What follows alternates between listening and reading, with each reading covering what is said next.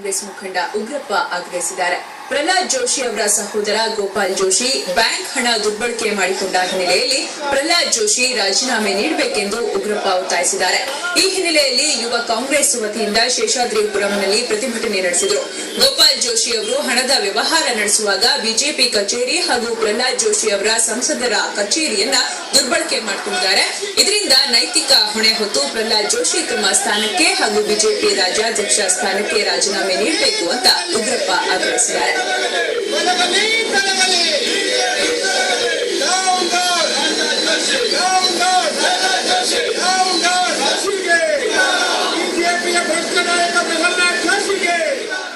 ಈ ಭ್ರಷ್ಟಾಚಾರಕ್ಕೆ ಕುಮ್ಮಕ್ಕು ನೀಡಿರ್ತಕ್ಕಂಥ ಪ್ರಹ್ಲಾದ್ ಜೋಶಿ ಅವರು ಬಿಜೆಪಿಯ ಅಧ್ಯಕ್ಷರಾಗಿ ಮತ್ತು ಸಂಸತ್ ಸದಸ್ಯರಾಗಿ ಮುಂದುವರಿಯಲಿಕ್ಕೆ ಯಾವ ನೈತಿಕತೆ ಇದೆ ಅಂತ ಹೇಳಿ ಕೇಳಲಿಕ್ಕೆ ಬಯಸ್ತೇನೆ.